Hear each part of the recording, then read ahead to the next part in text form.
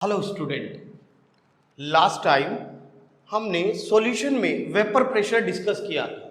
हमारा चैप्टर जो रनिंग में है सॉल्यूशन, अभी तक हम solution, types of solution and classification of solution, after that properties में बेटा हमने क्या पढ़ा था आपका, हमने सोल्यूबिलिटी और वेपर प्रेशर, ये प्रॉपर्टीज हम सॉल्यूशन की डिस्कस कर रहे हैं। सो आज हम आगे कंटिन्यू करेंगे। Today we will discuss the colligative properties.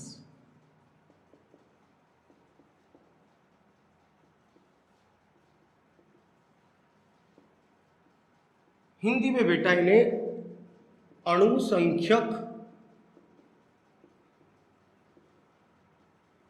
गुणधर्म भी कहा जाता है। अगर हम हिंदी में देखेंगे तो ये अपने आप में ही डेफिनेशन है।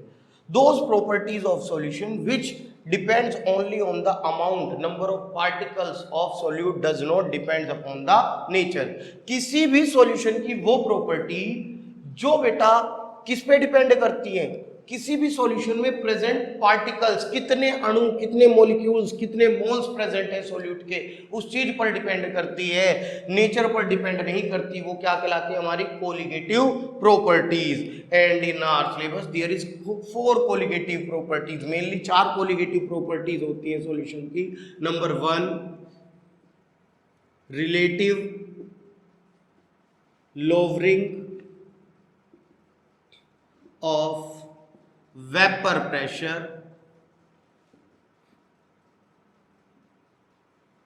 number 2, elevation in boiling point, number 3, depression in freezing point, and number 4 is osmotic pressure, right? Relative lowering of vapor pressure, elevation in boiling point, depression in freezing point, and osmotic pressure. So now we start the first we discuss the first colligative property, relative lowering of vapor pressure, right? देखिए, हमने बताया था आपको that what is vapor pressure। Vapour pressure होता क्या है, कोई भी लिक्विड है, वोलेटाइल लिक्विड, जब ये वेपर में कन्वर्ट होता है बेटा, the pressure exerted by the vapour on the liquid, ये वेपर इस लिक्विड पर जो प्रेशर अप्लाई करती है वही हमारा क्या कहलाता है, वेपर प्रेशर। सपोज हमारे पास क्या है, कोई भी एक लिक्विड है and we add some solid in it, हमने इसमें कोई सॉलिड ऐड कर दिया। ऐड करने पर सॉलिड क्या होगा, the particle of solid also acquire the surface area of the liquid. Suppose हमने वाटर लिया और वाटर में शुगर ऐड हम कर रहे हैं बेटा, तो होगा क्या कि शुगर वाटर में जैसे मिक्स होगी, यूनिफॉर्म कंपोजिशन है, शुगर के पार्टिकल आपका क्या है, यहां पर भी प्रेजेंट होंगे, यहां पर भी और सरफेस पर भी शुगर के पार्टिकल प्रेजेंट होंगे। And we know that vaporisation is a surface phenomena. Vaporisation क्या है, हमारा सरफेस फिनोमिना है, लिक्विड सरफेस से ही वेपर में कन्वर्ट होता है। तो पहले सरफेस एरिया ज्यादा था, अब सरफेस एरिया लिक्विड का कम हो जाएगा। सपोज टोटल पहले ये सरफेस पे हमारे पार्टिकल प्रेजेंट है किसके, लिक्विड के, लेकिन जैसे हमने सॉलिड ऐड किया तो सरफेस पे कुछ पार्टिकल सॉलिड भी आ जाएगा। तो जहां जहां सॉलिड होगा वहां से वेपर नहीं बनेगा, क्योंकि सॉलिड वेपर में कन्वर्ट नहीं होगा, और बाकी जो स्पेस है उससे क्या है, लिक्विड वेपर में कन्वर्ट हो जाएगा। इस तरह से अमाउंट ऑफ वेपर डिक्रीज, जो लिक्विड की अमाउंट है वेपर में कन्वर्ट होने वाली वो डिक्रीज हो जाएगी, यानी कि वेपर प्रेशर डिक्रीज हो जाएगा। So in short we can say that when we add a solid into liquid the vapour pressure decrease, कि जब कोई भी हम सॉलिड लिक्विड में डालेंगे तो उसका वेपर प्रेशर डिक्रीज हो जाएगा।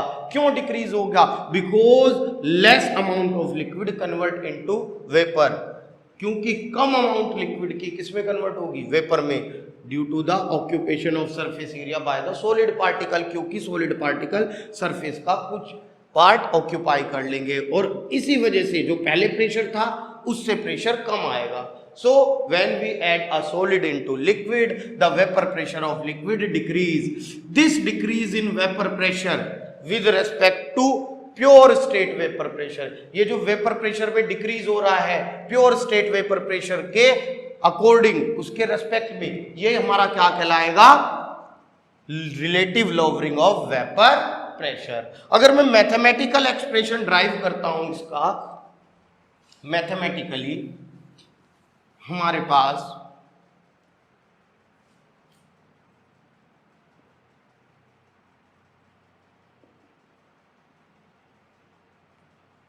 मैथमेटिकली अगर हम देखते हैं, हमने क्या कहा, कोई भी एक लिक्विड है, suppose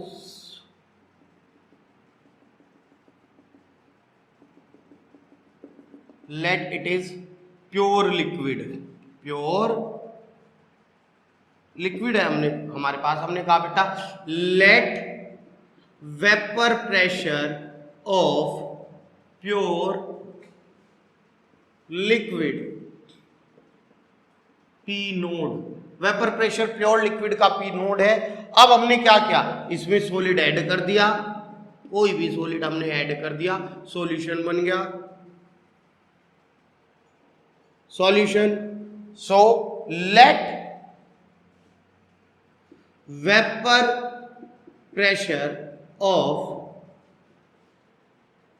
solution is PS. Solution के वेपर प्रेशर को हमने बेटा let it is PS, right. Mole fraction of liquid, suppose it is x1 and mole fraction of solid, जो आपने इसमें सॉलिड ऐड किया है, it is x2, right. Now vapour pressure of solution is only due to liquid. बेटा अब concept समझने वाली बात यहीं पे ही है, यही कंफ्यूजन हमें आएगा. हमने जब सॉलिड और लिक्विड को मिक्स कर दिया है, when we mix solid and liquid, the vapour pressure decrease, vapour pressure decrease हुआ है. मान लीजिए पहले इसका वेपर प्रेशर PS था, अब कितना हो गया, P नोट था, अब कितना हो गया, PS. तो वेपर प्रेशर जो है सॉल्यूशन का किसकी वजह से है, सिर्फ और सिर्फ लिक्विड की वजह से, क्योंकि ये सॉलिड वेपर में कन्वर्ट नहीं हो रहा. So we can say that partial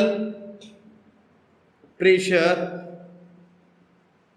of liquid का पार्शियल प्रेशर हमारे पास कितना आएगा, PS आएगा. जो सॉल्यूशन का वेपर प्रेशर है वही लिक्विड का क्या है, पार्शियल प्रेशर, क्योंकि सॉल्यूशन में से सिर्फ लिक्विड ही किसमें कन्वर्ट हो रहा है, वेपर में कन्वर्ट हो रहा है. सो अब हम अप्लाई कर लेंगे राउल्ट्स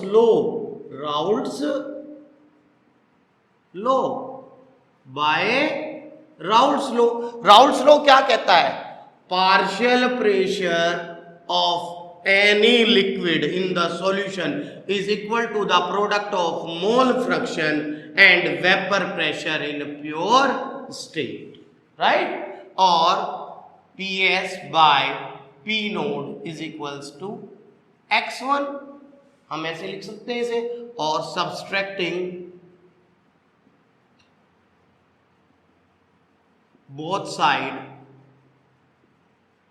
from 1 से सब्ट्रैक्ट कर लीजिए, इसे क्या आएगा, 1 minus PS by P naught is equals to x1, right. It is 1 minus x1, right. We know that sum of mole fraction is always 1. Mole fraction का सम 1 होता है, x1 प्लस x2 की value क्या होती है, 1. P naught minus PS divide by P naught is equals to x2. ये आ गया हमारे पास फॉर्मूला. हमने कहा कि लोवरिंग ऑफ वेपर, पहले प्रेशर कितना था P नोड, बाद में कितना हो गया PS, तो कितनी कमी आई, P naught minus PS. With respect to pure state, ये हो गया हमारी relative lowering of vapour pressure which is equal to x2। So ये हमारा क्या है, relative lowering of vapour pressure. अभी हमने आपसे बताया था कि when we add a solid into liquid then vapor pressure of liquid decrease. This decrease in vapor pressure is known as relative lowering of vapor pressure with respect to pure state। और इसके लिए हमने mathematical formula drive किया, ये किसके equal आया, मोल fraction of solid यानी कि मोल फ्रैक्शन ऑफ द सॉल्यूट के इक्वल आया। ठीक है, अब देखते हैं, इसे कंटिन्यू करते हैं आगे से और किस टाइप से हम लिख सकते हैं फॉर्मूले को for the numerical purpose. Right, हमारे पास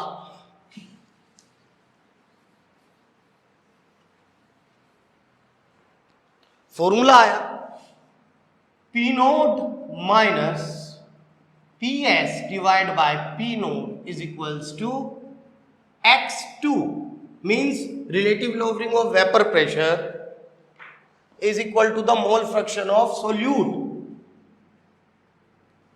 और P naught minus PS divide by P naught is equals to N2 over N1 plus N2। From here it depends upon moles of solute. देखिए ये जो डिक्रीज है ये किस पे डिपेंड कर रहा है, मोल्स ऑफ सोल्यूट पर। So it is a colligative property, इसीलिए हमारी क्या है, कोलिगेटिव प्रॉपर्टी है। कोलिगेटिव प्रॉपर्टी है कि भाई आपके पास जो लोअरिंग है वो किस पे डिपेंड कर रही है, मोल फ्रैक्शन पर। अगर मैं कह रहा हूं एक फॉर्मूला हमारे पास ये हो गया, हम ऐसे लिख सकते हैं फॉर वेरी डाइल्यूट सॉल्यूशन, अगर सॉल्यूशन हमारा डाइल्यूट है then N2 will be less than N1, N2 की वैल्यू हमारी क्या होगी, N1 से छोटी होगी। So this can be written as P naught minus PS divide by P naught is equals to N2 over N1। क्योंकि N2 की value बहुत छोटी है तो हम इसे नेग्लेक्ट कर सकते हैं। ये भी हमारा फॉर्मूला है, इससे भी हम relative lowering of vapour pressure calculate कर सकते हैं। राइट बेटा, और देखिए ये जो कोलिगेटिव प्रॉपर्टी होती हैं इनका मेन काम क्या होता है कि हम किसी भी ऐसे सब्सटेंस का, क्योंकि ये नेचर पे डिपेंड नहीं करती, तो नॉर्मली जिसका हमें मॉलिक्यूलर फॉर्मूला भी नहीं पता उसका भी हम क्या निकाल सकते हैं, मोलर मास निकाल सकते हैं।